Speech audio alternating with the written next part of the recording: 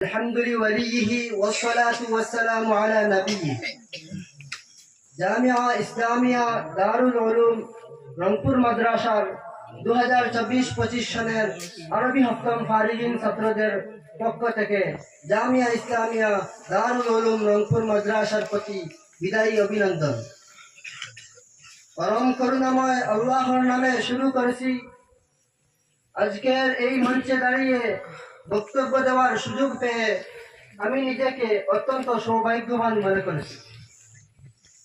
আজকের দিনটি আমাদের জীবনের একটি গুরুত্বপূর্ণ দিন, তবে এই মুহূর্তে আবেগ এবং দুর্বলতা যেন আমাকে ঘিরে ধরেছে।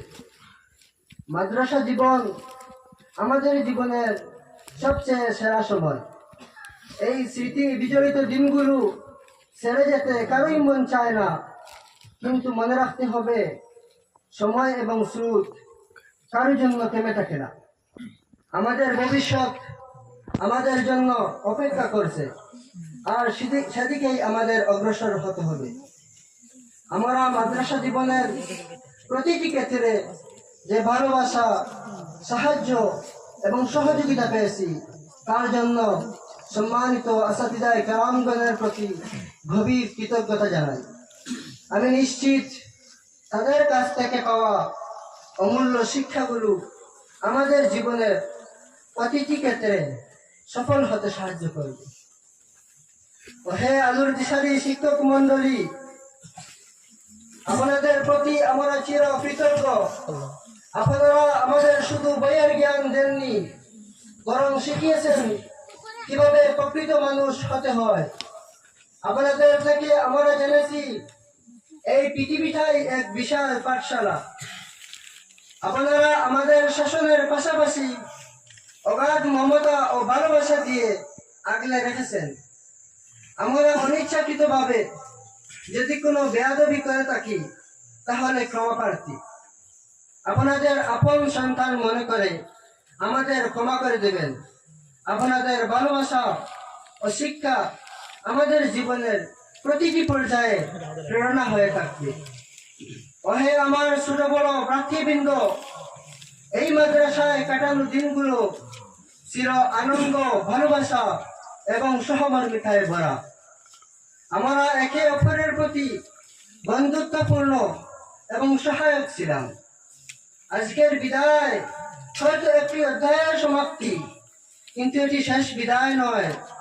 একদিন হয়তো আমরা আবার দেখা করব, গল্পে মেতে উঠব, স্মৃতিচারণ করব। প্রিয় অনুজরা, তোমাদের জন্য কিছু কথা বলতে চাই।